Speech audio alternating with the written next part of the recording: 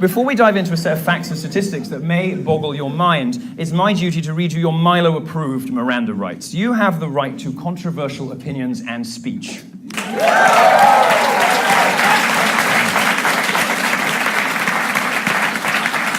You have the right to confront and to disagree with, to rebut and to question opinions that don't match your own. You have the right to do all of that without being told that you are violating a safe space.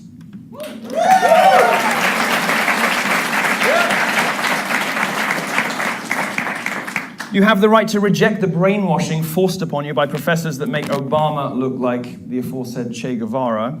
And most importantly, you have the right to worship your dangerous faggot.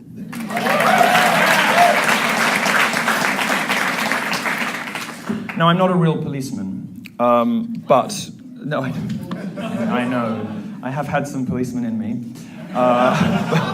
Sorry, I'll stop. It's cheap. It's cheap. It's cheap. You should stop laughing. It just encourages me. That's not even in here. I'm just...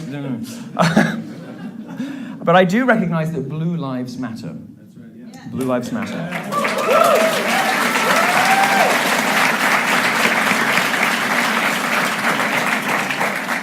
Black Lives Matter doesn't really care about black lives.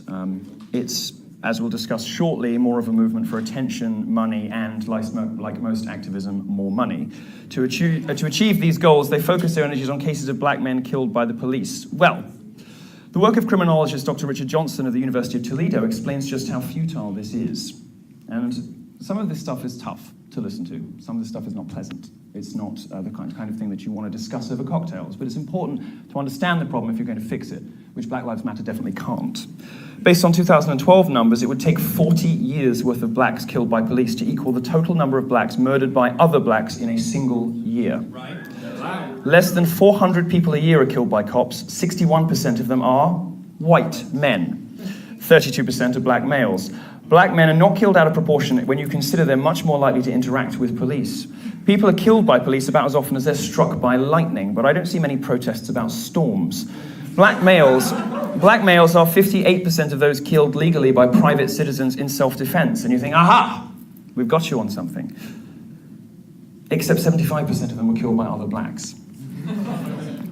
FBI statistics on murder lay bare the real threat to black lives in America, and that is other blacks. Black men are about 6.5% of the US population, but they commit 52% of all murders.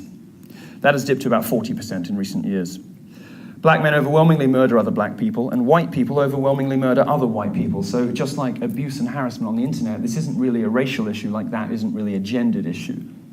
Looking at overall violent crime, blacks are 27% more likely to attack whites than vice versa, and 8 times more likely to attack Hispanics. This is the shocking number I hope you take away from my visit. 90% of blacks that die of murder die at the hands of other black people, and that's from the FBI homicide report, 90%. We're not here to talk about why this happens, why 74% of black children are raised without fathers per Health and Human Services, and why the government seems intent on continuing a cycle of destruction within the black community. My message is simple. Black lives don't matter to Black Lives Matter. If they did, they'd be confronting these issues instead of ignoring them completely.